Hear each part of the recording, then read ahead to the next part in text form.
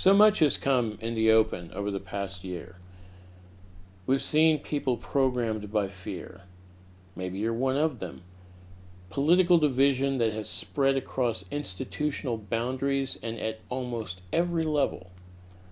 Riots, crime waves, the ongoing stoking of a race war. It just feels like the world is falling apart. All we've known and loved, perhaps taken a bit for granted, being assaulted for reasons that are senseless. The fruits of social and cultural progress, as well as our American history, torn down or actively demonized and undermined by vicious and virulent ideologies. But I'm not here to take on any particular side, although I am aware that me being a classic liberal apparently now means I'm a conservative. Quite frankly, I believe in shades of gray, nuance, and the humility to remind myself that I don't know everything. These are worrisome and strange days indeed. So a bit of preamble, but I felt it important and relevant as it speaks to why I started this project. Because I think of my children and the world they are inheriting. And regardless of the circumstances, I will do what good fathers have always done: teach, defend, and protect. Mankind, that word should have new meaning for all of us today. We can't be consumed by our petty differences anymore. We will be united in our common interest. Perhaps it's fate that today is the 4th of July. And you will once again be fighting for our freedom.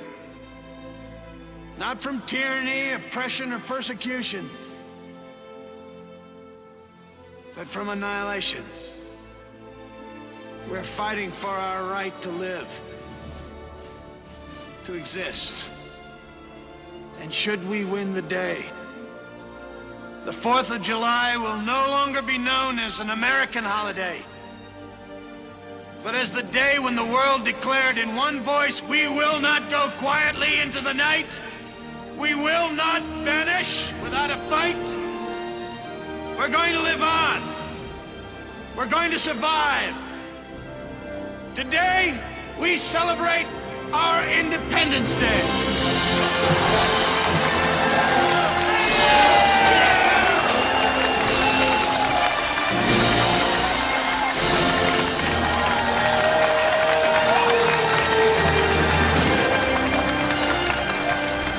That scene gets me every single time.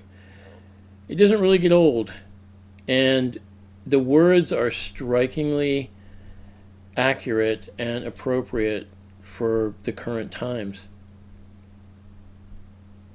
Anyway, on to the final meat of this video. Sorry it was such a long beginning, but here we go.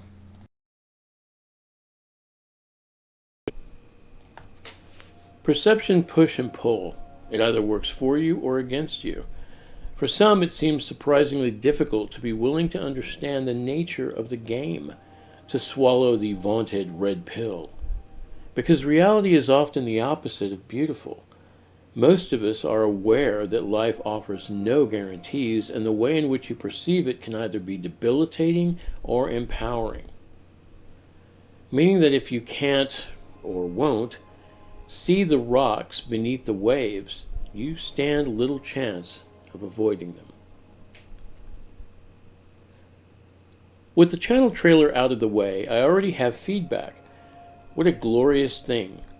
A good friend of mine who is a well-educated man, a medical doctor, a father himself, and someone I met through my other YouTube channel a couple of years ago, remarked that the term lost fathers was not one I should apply to myself. His concern was that it would undermine my validity as someone speaking on the subject. Point taken, and here's my response to my valued friend, who I hope I can convince to be my first interviewee on this channel very soon. One of the tenets I hold dear is doing my best to at least attempt to see things from another's perspective. It can be educational, thought-provoking, and offer an angle perhaps not considered. Not to mention confronting your own biases.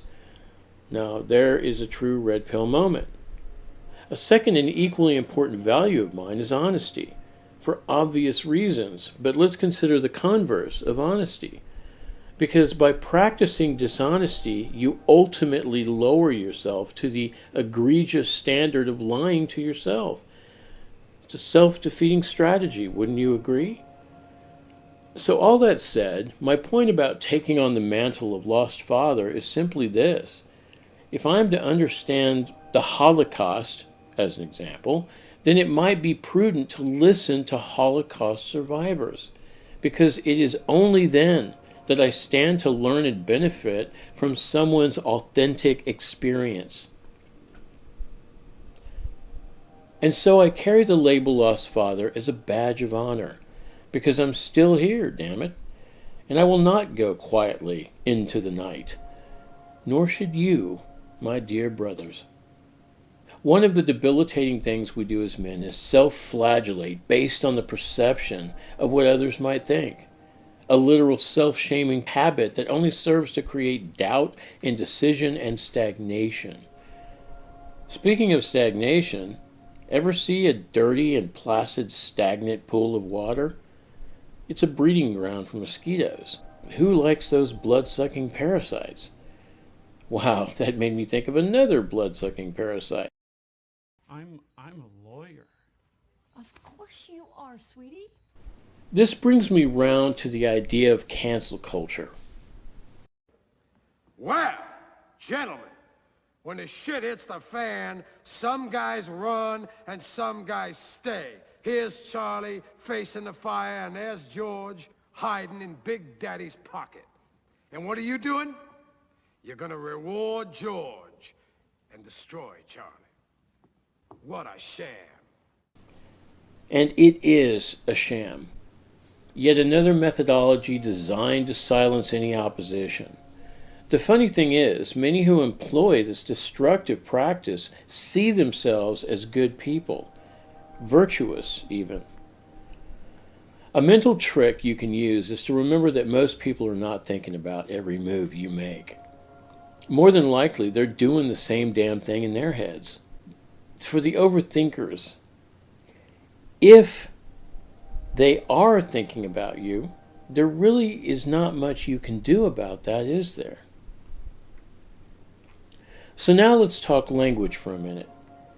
The use of language is always important, because how it is comprehended and ultimately interpreted can play a big factor on whether or not one's point is getting across. That said, there really isn't any reason to be put off by the term the Lost Fathers. It is a channel title only, and while it has significance, it most certainly does not label all divorced or disparate fathers as lost, including myself. It will have a lighter side to it in upcoming video series, but one cannot reveal a large plan all at once. So beware of treating the title as a strict summary of what this channel is all about.